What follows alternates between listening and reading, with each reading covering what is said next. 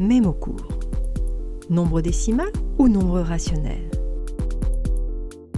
Avant de débuter, revoyons la définition d'un nombre décimal et d'un nombre rationnel. Un nombre décimal possède une écriture fractionnaire sous la forme a sur 10 puissance n. Un nombre rationnel possède une écriture fractionnaire sous la forme de a sur b. Pour rappel, un nombre décimal est donc un nombre rationnel. La question se pose de savoir si votre nombre rationnel est décimal ou non. Comment reconnaître un nombre décimal et un nombre rationnel non décimal? Un nombre ayant une écriture fractionnaire de la forme a sur b, c'est-à-dire du quotient de 2 entiers, est forcément un nombre rationnel. La question est-il décimal ou non? Voyons les étapes.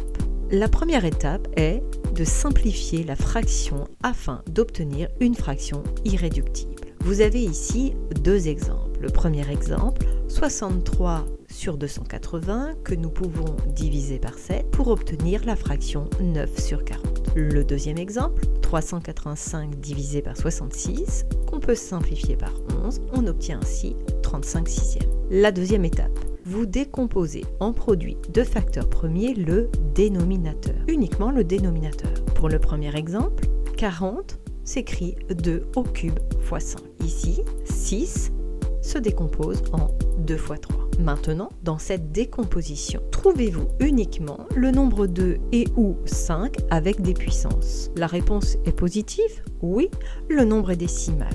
La réponse est négative? Non, le nombre est rationnel non décimal. Ici, vous avez 2 avec une puissance et 5 avec une puissance. Votre nombre est décimal. Ici, vous avez 2, mais vous avez 3. Votre nombre est donc un nombre rationnel non décimal. Petite remarque, à la dernière étape, il est tout à fait possible de n'avoir que le nombre 2 à une certaine puissance ou que le nombre 5 à une certaine puissance. Par exemple, 3 16e qu'on peut écrire sous la forme de 3 divisé par 2 puissance 4.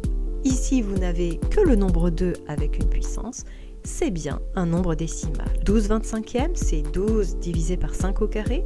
On n'a que le nombre 5 avec une puissance. C'est bien un nombre décimal. Résumé, on pense à simplifier pour obtenir une fraction irréductible. On fait la décomposition en produit de facteurs premiers. Et ensuite, on regarde si dans cette décomposition, vous n'avez bien que 2 et ou 5 avec une puissance. À vous de jouer!